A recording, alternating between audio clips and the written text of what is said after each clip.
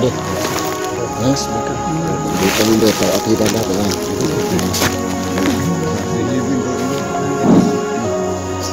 Bismillahirrahmanirrahim. Assalamualaikum warahmatullahi wabarakatuh. Waalaikumsalam warahmatullahi wabarakatuh. Alhamdulillah Rabbil Alamin. Kita panjatkan puji syukur kita kehadirat Allah Subhanahu wa ta'ala. Wassalatu wassalamu ala asyrafil mursalin. Kita berselawat kepada Rasulullah sallallahu alaihi wasallam wa ala alihi wa sahbihi ajma'in. Demikian juga selawat kita tujukan kepada keluarga, kerabat dan umat Islam semuanya, yaitu kerabat dan keluarga Nabi besar Muhammad sallallahu alaihi wasallam, dengan ucapan Allahumma shalli wa sallim wa barik alaih. Alhamdulillah, para hadirin hadirat dengan terjenazah yang dimuliakan Allah, kita bersyukur kepada Allah karena acaranya sudah berlangsung dengan hikmat dan tidak ada kendala. Alhamdulillah, sekalipun ada kendala sedikit-sedikit tentang sound, akhirnya bisa juga dihadapi. Alhamdulillah. Kemudian alhamdulillah kita berjumpa di sini karena banyak hikmahnya berjumpa di kuburan.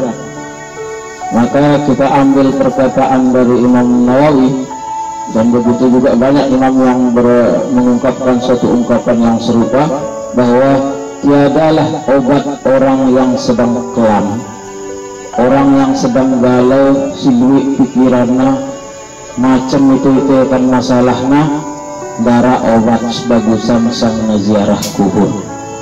Nah, kita jadikan ini sebagai obat.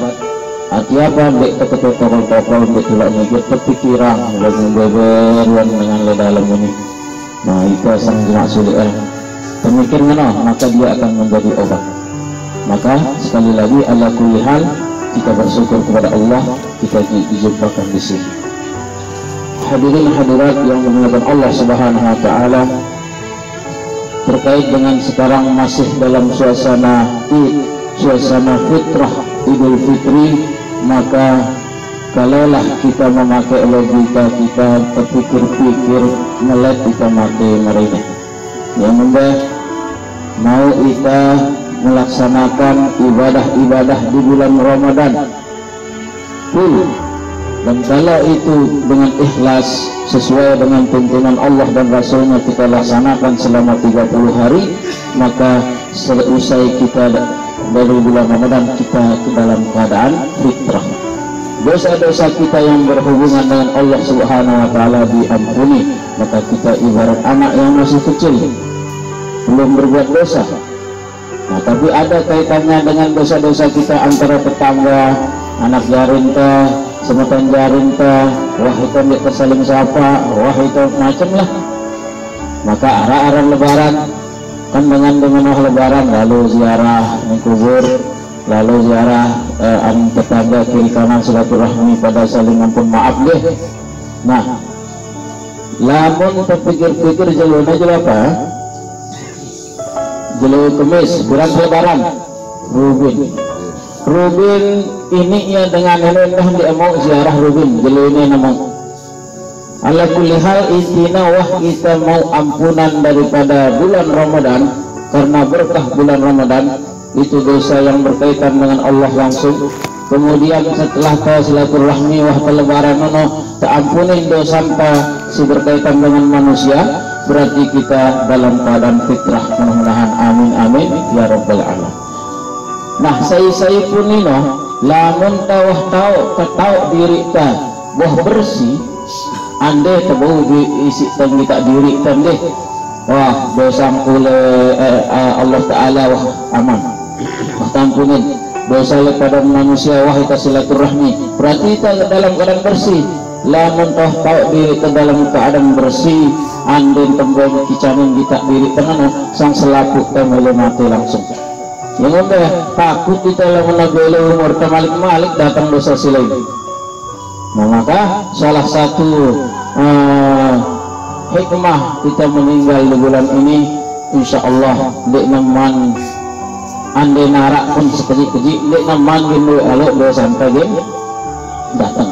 Kan ngarubin wah tebu bersinkah mara ibarat kita wah mandi muntah gerut tasubul lalu ekam jeding masih mandi kan kecil kemungkinan lolon terdekil deh.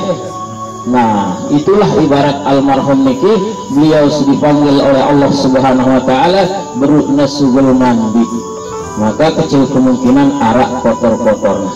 Maka ini tetap ngono-ngonoan dan tetap diri tawah bersih melat kita mati mari. Itu yang pertama.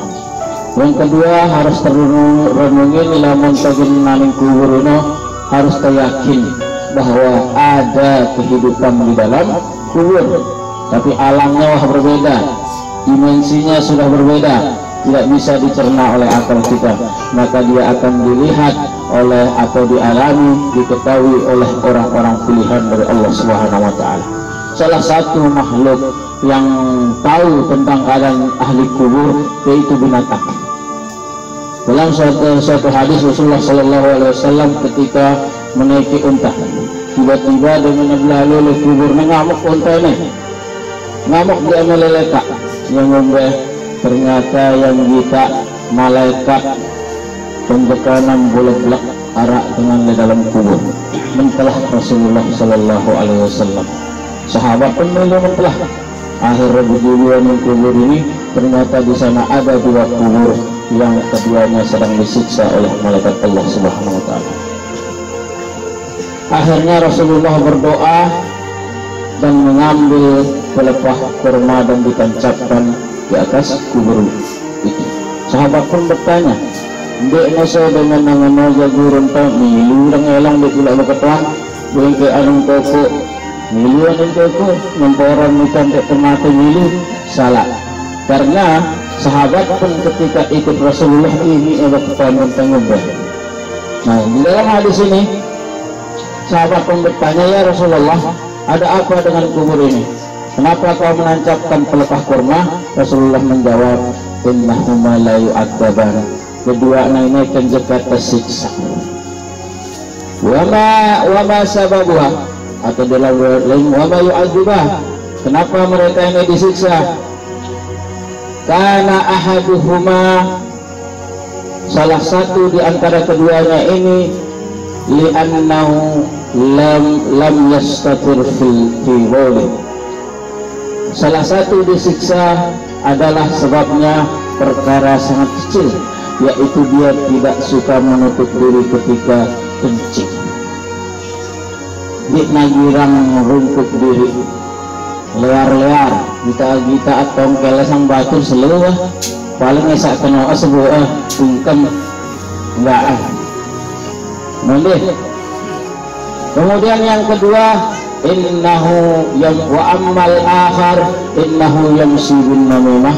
Salah satu disiksa karena dia suka mengantar ngetong-ngetong raus.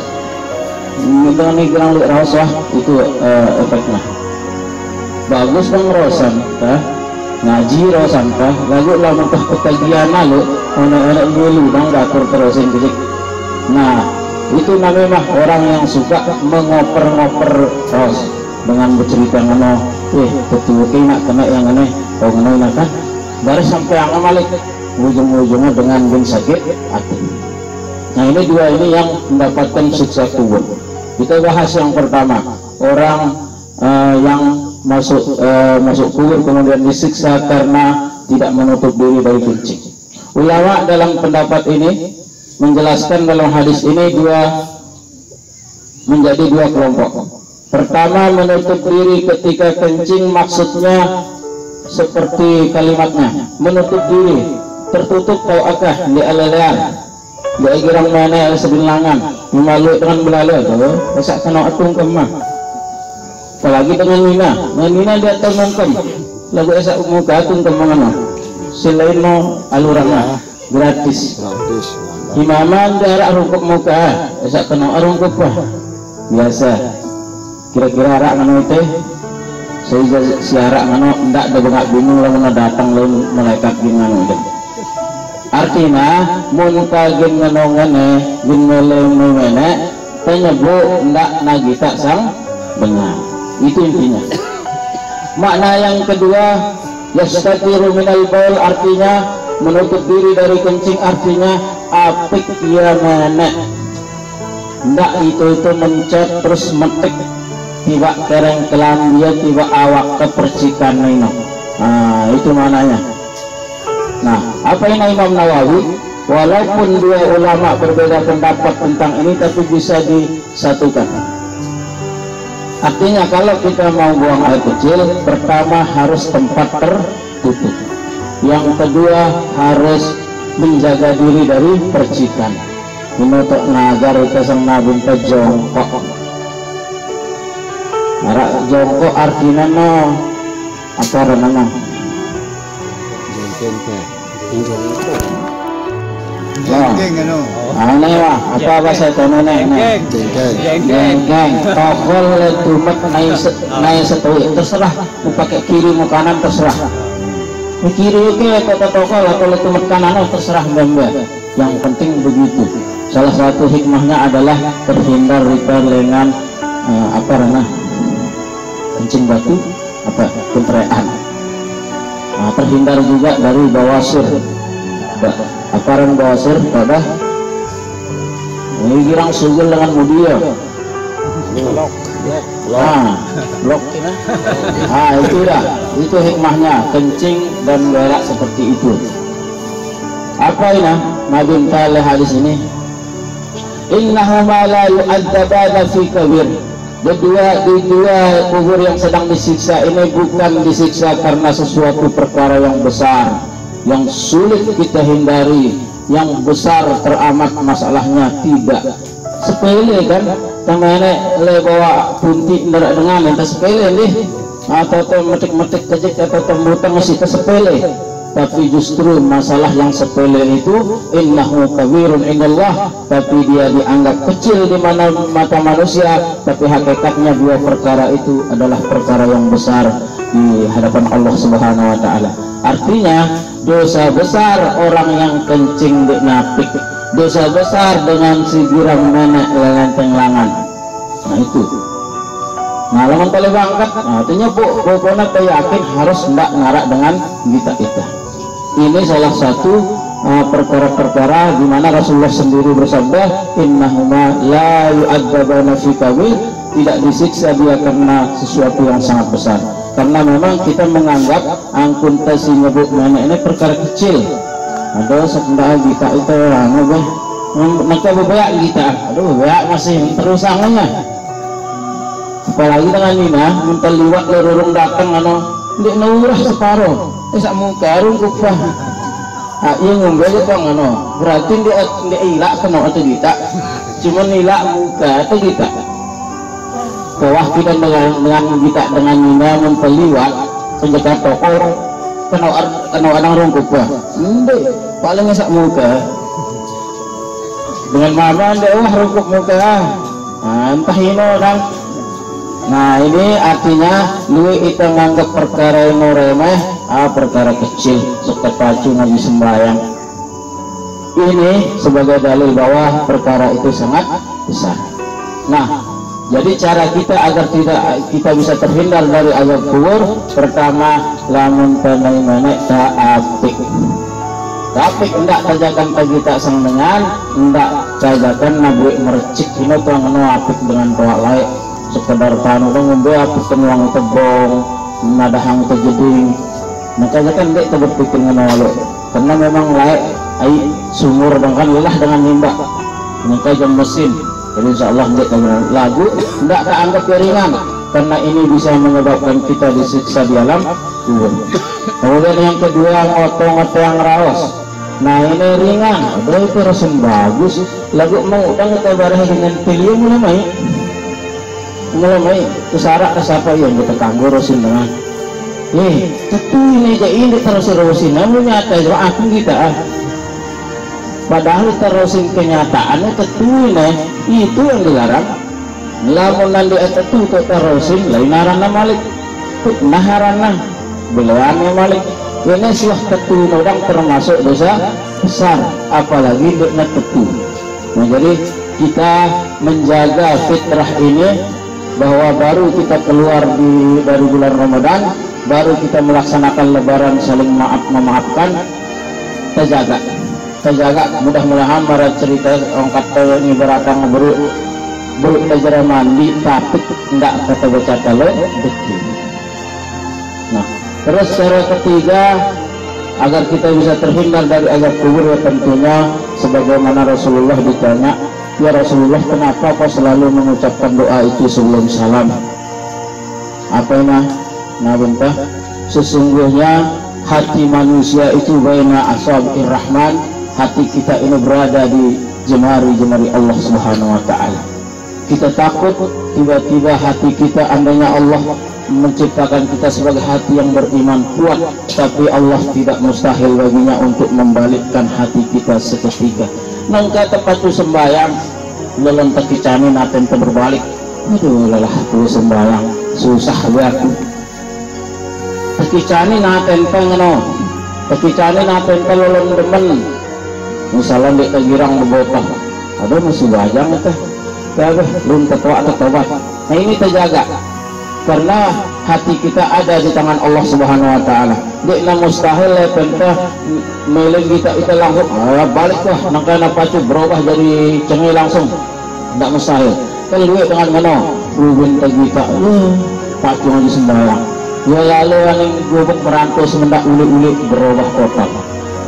Tapi tidak sedikit juga arak dengan pelayanan marapah tiba-tiba berubah jadi bagus. Maka kita sudah bagus-bagus kita berdoa agar nak tetap atenta. Allahumma tsabbitni ala dini. Itu doa kita. Maka kaitannya dengan almarhum Rasulullah selalu membaca Allahumma inni a'udzubika min azabi jahannam wa azabil qabri. Itu doa sebelum salam. Selalu itu. Jadi sahabat pun bertanya, kenapa itu selalu? Dia sangat ngeri siaran azab kubur. Siapapun dia yang tidak selamat dari azab kubur, maka pasti dia tidak akan selamat juga dari azab api neraka. Lalu saya si selamat dengan azab kubur, besar kemungkinan dia akan selamat juga di azab neraka. Nah itu makanya pertama mara ibarat kita ngendeng tidak nalu aluk teneng dulu sekejik-kejik ini azab kubur juga terjaga diri teh. Insya Allah mentetau jaga diri teh dengan azab kubur, tahu terjaga diri teh dengan azab api neraka. Nah ini tiga cara. Satu pertama bermulai apik isidah nenek. Oh itu dalam balik kita itu senina teh nanti deh. Ada anak kita itu baru sependak dengan. Ingat hadis itu tidak ada pengecualian. Timak pun anak jarinta keberusaha nutup. Kemudian tapi tangguh tengah rawas. Itu cara yang kedua. Kemudian terluik berdoa mudah-mudahan terhindar dari azab kubur. Satu kita harus pegang, siapa yang selamat dari azab kubur, besar kemungkinan dia akan selamat di hari penghisaban. Dan siapa yang tidak selamat di waktu kubur, besar kemungkinan dia juga tidak akan selamat di hari penghisaban. Mudah-mudahan ini ada faedahnya untuk diri saya pribadi dan untuk kita semua. Dan untuk almarhum marilah kita sama-sama doakan, mudah-mudahan beliau diterima di sisi Allah Subhanahu wa taala. Mudah-mudahan angkunasi mandi di bulan Ramadan nak naman mau betul terbaik oleh Allah Subhanahu wa taala. Mudah-mudahan kita juga semua dalam keadaan seperti itu, kita dipanggil oleh Allah Subhanahu wa taala masih dalam keadaan suci. Amin amin ya rabbal alamin. Akhirul kalam Allah muwaffiq wal hadi ila sabilir rasul. Wassalamualaikum warahmatullahi wabarakatuh.